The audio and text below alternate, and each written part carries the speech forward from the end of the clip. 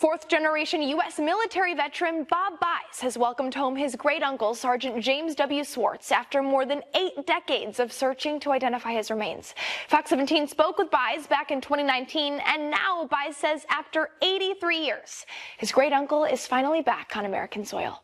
Dear sirs, would you please let me know if there's any kind of cemetery or burial grounds for the boys who died in World War II in the Japanese prison camp? This is a letter written by Sergeant Swartz's mom to the Department of Defense, dated back to 1956. Swartz died September 23, 1942. According to what I've heard, he was shot down in the Philippines, survived the plane crash, captured by the Japanese, and then forced to walk in the Spatan Death March. Buys says, according to his Department of Defense records, Swartz died of dysentery and malnutrition. Basically, he was starved to death. Because Swartz was buried in a mass grave, there was no way to identify his body. But in 2017, Buys says he was contacted by the Department of Defense for a DNA sample. His name came up and said he'd been identified November of 2024, and his funeral was May 3rd this year. My small effort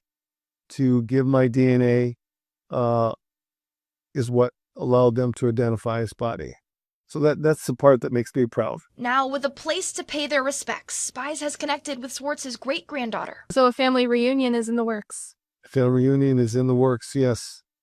In all to celebrate James Swartz's return. People that have sacrificed that much, thank you doesn't seem to be enough. But as our actions, as we continue on, we need to remember those people.